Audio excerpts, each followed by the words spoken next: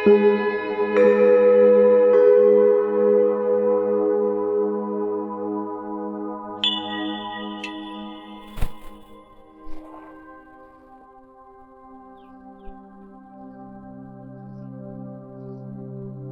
प्रसाद तिवारी जी, आज आपका जो प्रश्न है संयोग से वह गंगा किनारे ही उठ रहा है।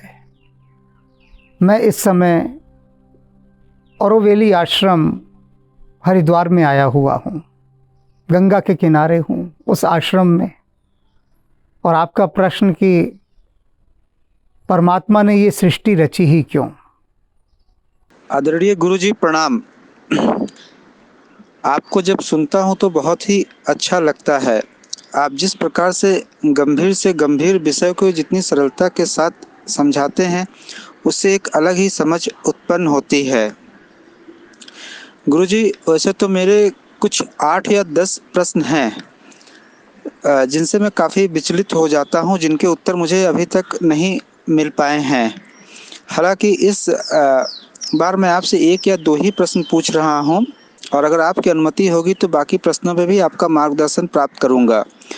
गुरुजी, मेरा पहला प्रश्न यह है कि भगवान ने सृष्टि की रचना ही क्यों की। हाँ, मैं समझ सकता हूँ कि सुनने में बहुत ही बचकाना और हास्यास्पद प्रश्न लगेगा, लेकिन इसके पीछे के कारणों की मुझे व्याख्या करने दीजिए। गुरुजी, भौतिक जगत में भी जब हम लोग कुछ बनाते हैं तो उसका एक उद्देश्य रहता है। जैसे कि हम घर बनाते हैं तो उसका उद्देश्य रहता है कि हम विपरीत मौसम से बच सकें, वहाँ पर शरण ले सकें। तो इस सृष्टि की निर्माण क्यों हुआ वो समझ में नहीं आता है। फिर जब कुछ लोगों को सुना जाता है तो वे मोक्ष की बात करते हैं कि मनुष्य का जो जन्म होता है वहाँ से मोक्ष की प्राप्ति हो सकती है, जन्म मरण के आवागमन से मुक्ति मिल सकती है। गुरुजी, ये मोक्ष किस लिए मोक्ष? जब हमने तो कहा नहीं सृष्टि बनाने के लिए। ऐसा सुनने में आता है कि भगवान जी ने संकल्प लिया और सृष्टि की रचना कर दी, एकोहम बहुश्यामी, और उस रचना करके 800 करोड़ लोग, करीब 800 करोड़ लोगों को नाना प्रकार के कष्टों में झोंक दिया। और अब ये कह रहे हैं कि हमारी शरण में आओ तभी मोक्ष की प्राप्ति होगी, तभी आवागमन से मुक्ति होगी। ये कुछ समझ में नहीं आता है। माफ़ी के साथ ये कहना चाहूँगा, जब इस प्रकार की बातें सुनता हूँ तो ऐसा प्रतीत होता है कि जैसे पहले जब हम लोग छोटे छोटे थे तो दूरदर्शन में पिक्चर देखा करते थे कि एक विलेन रहता है, वो गांव के लोगों को बहुत परेशान करता है और फिर कहता है कि अब तुमको यहाँ से कोई मुक्ति दिला सकता है तो मैं ही दिला सकता हूँ, तो मेरी दास्ता स्वीकार कर लो, मेरी शरण में आ जाओ। मुझे मालूम है कि ये सही एनालॉजी नहीं है, लेकिन तब भी मैं इसका उल्लेख यहाँ पर कर रहा हूँ कि मोक्ष किससे, ये सृष्टि क्यों बनाई गई, क्यों इतने लोगों को कष्टों में झोंक दिया गया। हो सकता है कि शायद मैं अपनी बातों को सही तरीके से नहीं रख पा रहा हूँ। अगर मेरे प्रश्न को समझाने में कुछ रह गया हो तो आप मुझे कह सकते हैं, पुनः रिकॉर्डिंग करके भेज दूंगा। गुरुजी प्रणाम, प्लीज मार्गदर्शन करें। आपने वह गीत तो सुना ही होगा ना, दुनिया बनाने वाले क्या तेरे मन में समाई, काहे को दुनिया बनाई। वही गीत आपने गा दिया है यहाँ पर, अपने शब्दों में अपनी पीड़ा को व्यक्त किया है कि उसने दुनिया क्यों बनाई। एक बात थोड़ा सा मन से पूछकर मुझे बताइए अपने, कि जो सवाल उठा आपके भीतर से भी कहाँ से उठा, किसने उठाया, कौन है इस प्रश्न को उठाने वाला। इस पर थोड़ा सा ठहरना होगा विचार करने के लिए कि आप यहाँ पर हैं, देह में हैं और देह के माध्यम से कुछ कह रहे हैं, तो कौन कह रहा है?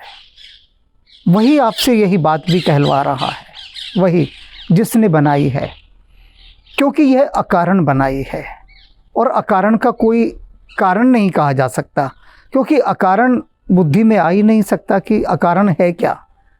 यह अकारण शब्द बड़ा बेबूझ और रहस्यात्मक प्रश्न है, बहुत ही रहस्यात्मक। कैसे जानिएगा अकारण का कारण? क्योंकि उसको जानने के लिए तो हमें स्वयं विराट होना पड़ेगा ना, और विराट होने की यात्रा पर जाना पड़ेगा। तो जब तक स्वयं हम परमात्मा नहीं हो सकते तब तक इस रचना के होने का कारण भी नहीं जान सकते, और जब हो जाएंगे तो जानने योग्य कुछ रह नहीं जाएगा। ये मेरी सारी बातें अभी रहस्यपूर्ण हैं। अभी मैं एक साधारण भाषा में समझाऊंगा, और जो मैं नहीं समझाऊंगा, यही प्रश्न रामकृष्ण परमहंस से उनके भक्तों ने पूछा कि माँ ने ये सृष्टि की रचना क्यों की है, और इस समय मैं बैठा भी माँ के स्थान पर हूँ। श्री अरविंद आश्रम में ये माँ की रचना है सारी यहाँ पर। तो माँ ने क्यों माँ ने ये सृष्टि रची, क्या कारण था? रामकृष्ण परमहंस कहते हैं, बच्चे को देखते हो, छोटे बच्चे को, सागर के किनारे रेत के घरौंदे बनाता है, बहुत सुंदर घर बनाता है, और यदि आप उसके घर को तोड़ने का प्रयास करें तो वह रुष्ट हो जाता है, मारने पर उतारू हो जाता है।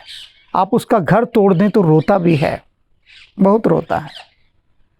लेकिन जब सांझ होती है और माँ बुलाती है कि आ जाओ, घर लौट चलो, तो वही बच्चा जिसने इतने प्रेम से वो घर बनाया होता है, उसके ऊपर कूद कूद कर अपने ही बनाए घरौंदे को स्वयं तोड़ देता है और नाचता है, प्रसन्न होता है, खुश होता है। सभी बच्चे अपने अपने घरों को तोड़ते हैं। तो रामकृष्ण परमहंस अपने भक्तों को कितने सरल शब्दों में समझा रहे हैं कि यही परमात्मा की लीला है कि पहले वह स्वयं बड़े मन से लगाव के साथ उस रचना को रचता है, और कोई उस रचना को भंग करने का प्रयास करे तो फिर परमात्मा स्वीकार नहीं करता, रक्षा करता है उसकी, और फिर एक दिन स्वयं ही उस पर कूद कूद कर, जिसे हम कहते हैं विलय कर देना हर चीज़ का, फिर वह अपने में ही पुनः समा लेता है। तो जिसे आप कहते हैं कि परमात्मा ने इतने दुख क्यों दिए, कष्ट क्यों दिए, परेशानियां क्यों दी, ये सब उसकी दृष्टि से देखें तो उसने हम सबको अभिनय दिया हुआ है करने का।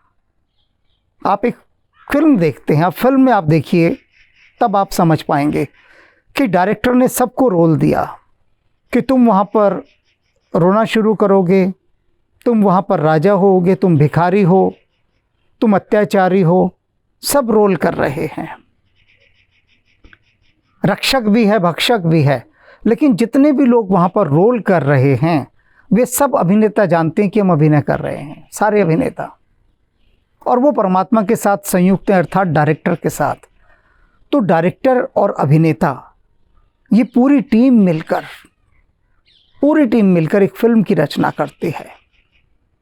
फिर हम उस फिल्म को देखने सिनेमा हॉल में जाते हैं तो कैसे रोते हैं, कैसे आंसू बहाते हैं दुख के दृश्य देखकर, हंसी के दृश्य देखकर पेट पकड़ पकड़ कर हंसते हैं, वीरता के दृश्य देखकर हमारी भुजाएं फड़कने लगती हैं। तो क्यों? जैसे फिल्म डायरेक्टर ने एक फिल्म बनाई, वैसे ही वह परमात्मा अपनी एक फिल्म बनाता है जिसे हम ये धरती कहते हैं। उस धरती पर जितने भी लोग हैं वे सभी लोग उसके अभिनेता हैं, सभी लोग। और जो लोग इस बात को समझ जाते हैं, जो लोग समझ जाते हैं, वे जानते हैं कि हम केवल उसका दिया अभिनय कर रहे हैं, वह भूमिका निभा रहे हैं बस, और इससे ज़्यादा कुछ नहीं कर रहे। वही वे उसके साथ जुड़ते नहीं। लेकिन जो देखने वाला है, जो दर्शक सिनेमा हॉल में गया, और हम सब लोग क्या हो गए हैं? सिनेमा हॉल के दर्शक।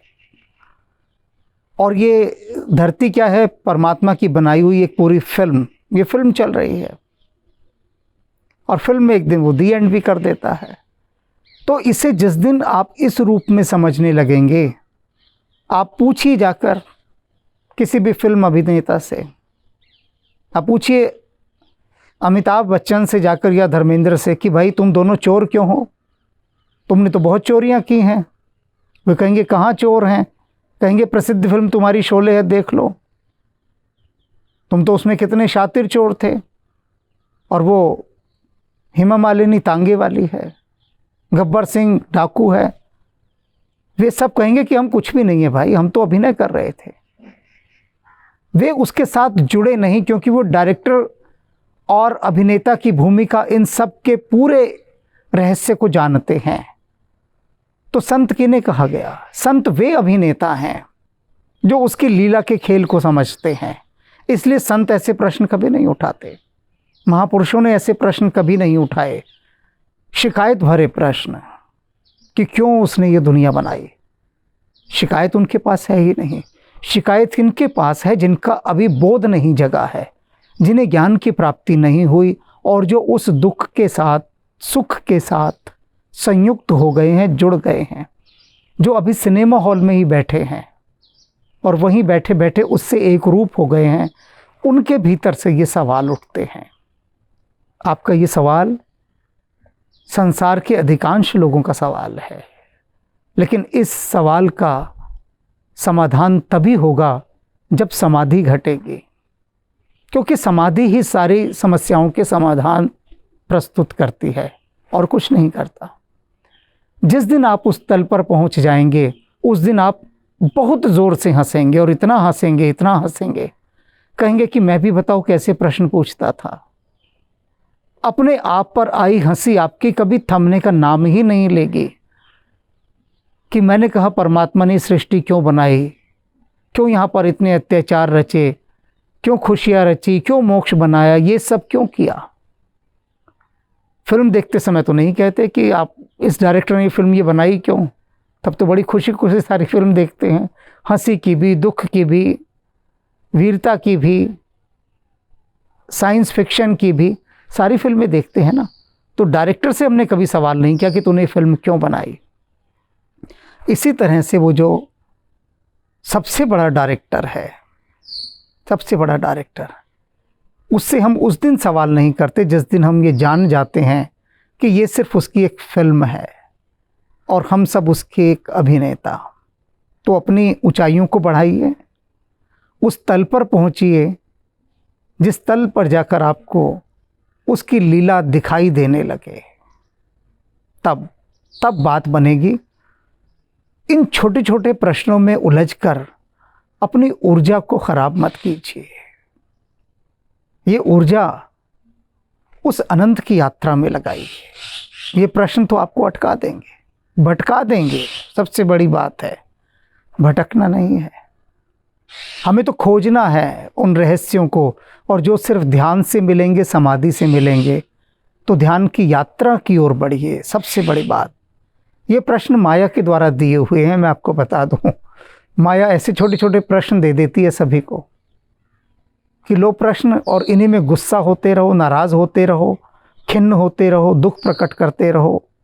बस इन्हीं छोटे छोटे से प्रश्नों की भूल भलैया में उलझे रहो। न ध्यान करो, न साधना करो, न तपस्या करो। बस प्रश्नों में उलझाकर ही माया जीव को भटका देती है। तो जीवन के अनावश्यक प्रश्नों से बचना सीखें। यह प्रश्न कोई जीवन का विकास नहीं करेगा इस प्रकार का कि क्यों उसने दुनिया बनाई, बल्कि विकास यह करेगा जिसने ये दुनिया बनाई है, मैं उस तक पहुंचने की यात्रा की ओर आगे बढ़ना शुरू करूं। मैं उस क्रम में चला जाऊं जिस क्रम में जाकर मेरे जीवन के ये जो छोटे छोटे से प्रश्न हैं ये गिर जाते हैं और मैं ऊंचाइयों की ओर यात्रा करता हूं, गहराइयों में जाता हूं। तो गहरे गोता मारने का प्रयास कीजिए, क्योंकि कहा गया है जिन खोजा तिन पाइयां, गहरे पानी पैठ, मैं बपूरा बूढ़न डरा, रहा किनारे बैठ। किनारे बैठे रहेंगे, पानी को यूं ही छपछपाते रहेंगे, गहरे गोता मारेंगे, मोती पाएंगे। तो मोतियों की खोज में निकलना है, वही सार है। और मोती बहुत मुश्किल से मिलते हैं। आशा है आप अपने जीवन को ध्यान की यात्रा की ओर अग्रसर करेंगे और ऐसे आते हुए छोटे छोटे प्रश्नों को छोड़ते चलेंगे, क्योंकि एक दिन स्वतः ही इनके उत्तर मिल जाएंगे। सभी प्रश्नों के उत्तर एक दिन मिलने ही हैं, लेकिन वे केवल ध्यान से, समाधि से, वहीं से आएंगे।